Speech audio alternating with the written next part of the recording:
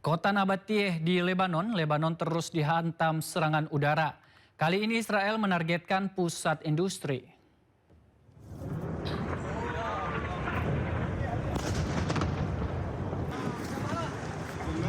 Rekaman video merekam detik-detik saat Israel menyerang kota Nabatiyeh, Lebanon. Israel menargetkan zona industri dan sekitar supermarket Taufer di Jalan Nabih Berri. Kali ini serangan menghantam kota Farman, Arnoun, Aba, dan Yahmor al-Shekif. Serangan ini terjadi sebelum Israel dan Lebanon sepakat untuk melakukan gencatan senjata. Gencatan senjata antara Israel dengan Lebanon resmi berlaku. Kali ini gencatan berlangsung selama 10 hari.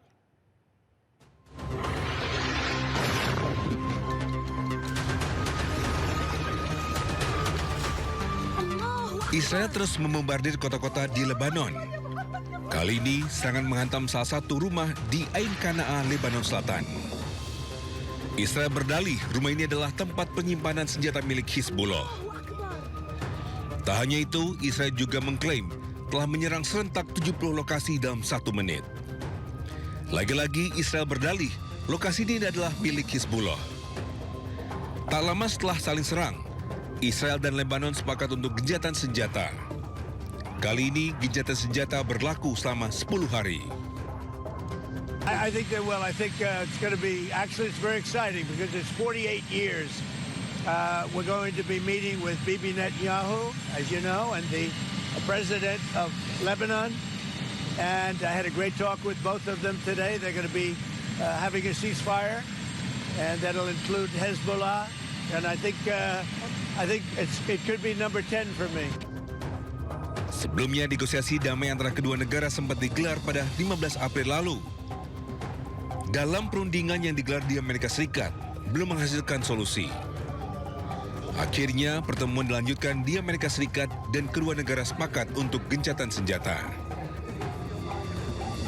Di tengah gencatan senjata, saling serang antara Israel dengan Hizbullah terus terjadi. Sistem pertahanan Israel pun disibukkan dengan roket-roket Hizbullah yang menyerang kota-kota yang diduduki Israel.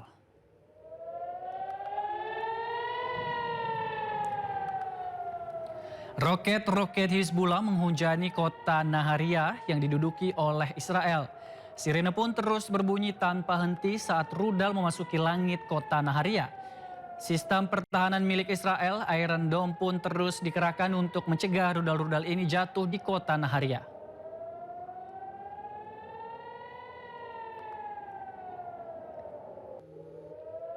Jembatan Kasimia yang menghubungkan kota Tire dan Sidon di Lebanon Selatan rusak setelah diserang Zionis Israel. Kantor Berita Nasional Lebanon melaporkan 2 drone Israel menghancurkan jembatan tersebut. Sementara itu, tentara Israel memperbaharui peringatannya kepada penduduk Lebanon Selatan, mendesak mereka untuk pindah ke utara Sungai Zahrani. Bentrokan ini atau bentrokan di Lebanon meningkat pada 2 Maret setelah Hizbullah meluncurkan roket ke arah Israel sebagai pembalasan atas pembunuhan pemimpin tertinggi Iran Ali Khamenei.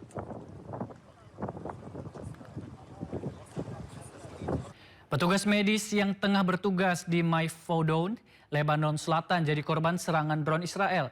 Video yang menunjukkan detik-detik tim medis yang tengah mengevakuasi diserang terekam kamera. Nabatiyeh Ambulance Service merilis rekaman kamera tubuh yang menunjukkan serangan terhadap mobil ambulans mereka di Maifodon.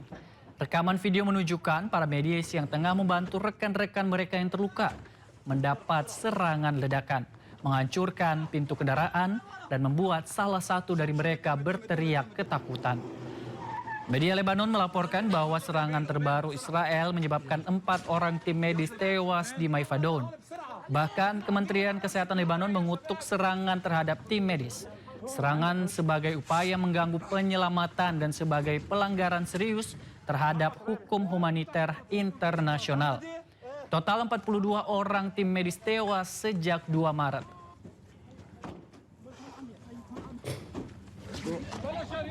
Motor Vespa Matic terbakar di pinggir jalan KA Nur Ali Pondok Kelapa, Durensawit, Jakarta Timur hari ini. Belum diketahui penyebab kebakaran motor. Beginilah kondisi motor Vespa Matic milik warga yang terbakar di pinggir jalan Kiai Haji Nur Ali Pondok Kelapa, Durensawit, Jakarta Timur hari ini. Peristiwa terjadi saat korban mengendarai motornya pulang dari kampus. Namun di tengah jalan tiba-tiba api muncul dari motor dan semakin membesar. Awalnya korban mengisi bahan bakar sebelum melanjutkan perjalanan ke kediamannya dari kampus usai mengambil berkas wisuda. Namun naas, di tengah perjalanan motornya bermasalah. Sumber api diduga berasal dari injektor mesin Vespa LX 2012. Sempat dibantu warga memadamkan api, namun sayang usaha tak membuahkan hasil. Akibat kejadian seluruh barang yang dibawa terbakar habis, termasuk berkas wisuda yang baru diambil dari kampus.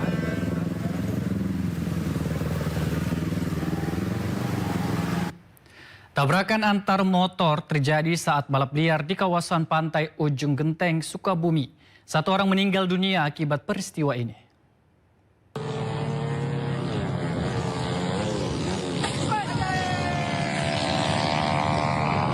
Beginilah aksi balap liar di kawasan pantai Ujung Genteng, Desa Ujung Genteng, Kecamatan Ciracap, Kabupaten Sukabumi.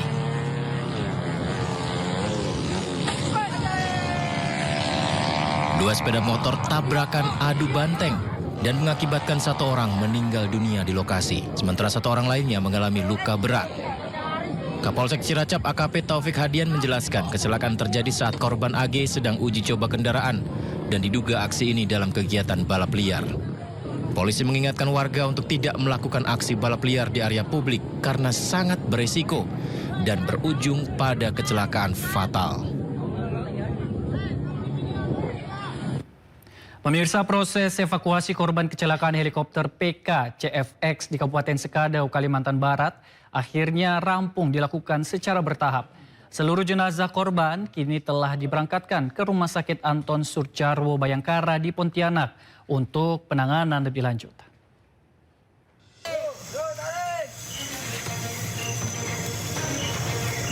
Tim SAR gabungan berhasil mengevakuasi seluruh korban dari puing-puing helikopter pada Kamis malam hingga Jumat pagi. Proses evakuasi kemudian dilanjutkan dengan menurunkan jenazah dari lokasi jatuhnya helikopter di puncak bukit menuju posko lapangan SAR.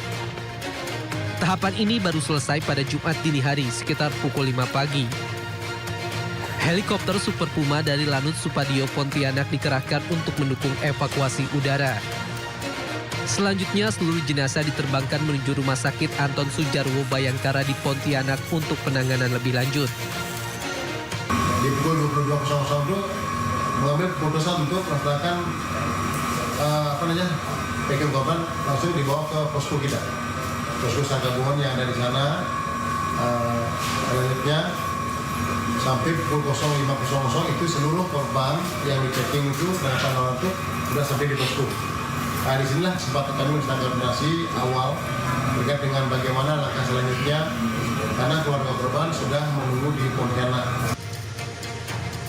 Seluruh rangkaian evakuasi berjalan lancar berkat koordinasi lintas instansi mulai dari Basarnas, TNI Polri, pemerintah daerah hingga relawan.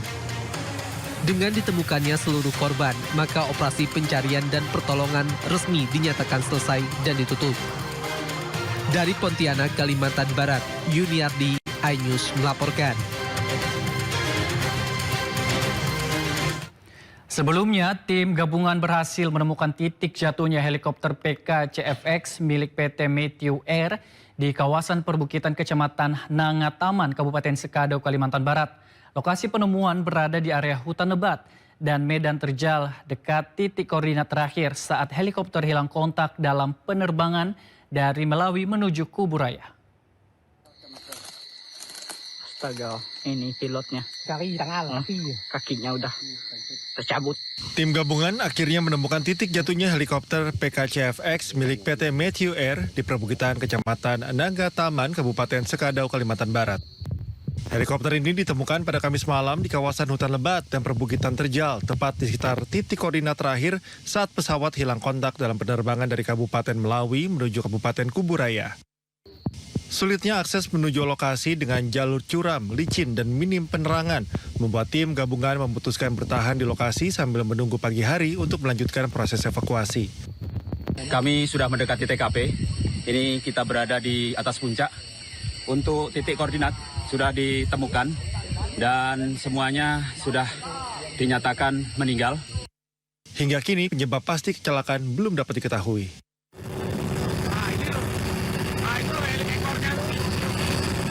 Sebelumnya, serpihan yang diduga merupakan bagian ekor helikopter ditemukan tim Basarnas melalui pemantauan udara. Posisi temuan berada sekitar 3 km dari titik awal hilang kontak. Selanjutnya, koordinat diteruskan ke tim darat untuk proses pencarian dan evakuasi.